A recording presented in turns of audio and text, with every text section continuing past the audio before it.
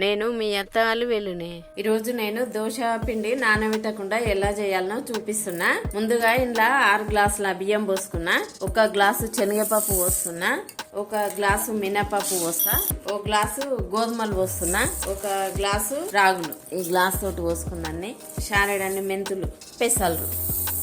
ఇవి గిన్నె పట్టించుకొని నానబెట్టుకోకుండా మంచిగా దోశ వేసుకొని ఎల్లిపాయ కారం వేసుకొని తింటే మంచిగా ఉంటది.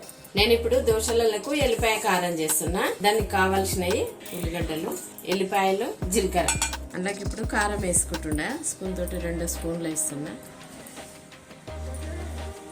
సాల్ట్ వేస్తున్నా. కొంచెం చిటికెడు పసుపు వేసుకుందాం, మంచి కలర్ అనిపిస్తుంది దోశ. ఇది ఇప్పుడు మిక్సీ కట్టుకుందాము. మిక్సీకి పట్టుకున్నా, ఇంకా ఇట్లా అయింది మిక్సీకి పట్టుకుంటే. ఇప్పుడు దోశలు వేసుకుందాం. గిన్నె పట్టించుకొచ్చినాం కదా, పప్పులన్నీ పోసి ఇట్లా పిండి కలుపుకోవాలి. దోశ పిండిలా మీ ఇష్టం. కొంచెం కలుపుకుంటే కొన్ని అటుకులన్నీ వేసుకోవచ్చు, కొంచెం రవ్వ వేసుకోవచ్చు, ఇట్లా కూడా పోసుకోవచ్చు. నేను కొన్ని అటుకులు వేస్తున్నా. పెంకు పెట్టుకుందాము. పెంకు పెట్టుకొని దోశ పిండి ఉప్పు వేసుకొని కలుపుకోవాలి. 1 గంట ముందు కలుపుకున్నా సరే, అప్పటిదప్పుడు కలుపుకున్నా సరే.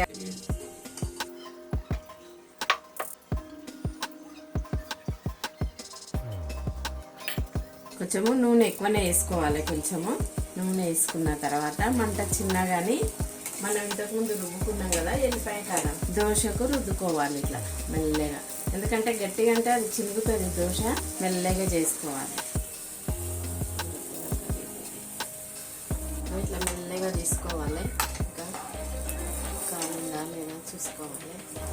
కొంచెం పెద్దగా పెట్టుకోవాలి. సిమ్లో పెట్టినా కదా, కొంచెం పెద్దగా పెట్టుకోవాలి. మంచిగా ఆమ్లెట్ లాగా ఉంది కదా, టేస్ట్ కూడా అట్లే ఉంటుంది. దీనికి చట్నీ గిట్నీ ఏం అవసరం లేదు. ఇట్లే తింటే చాలా బాగుంటుంది. దోశ పిండి పుల్లగా ఉంటుంది కదా, ఇది 1 గంట ముందు నానబెట్టుకుంటే అయిపోయాయి. మనం ఎప్పుడంటే అప్పుడు పోసుకోవచ్చు. మిక్సీ కట్టుకొని అన్నీ కలుపుకొని మిక్సీ కట్టుకొని ఎప్పుడంటే అప్పుడు పోసుకోవచ్చు.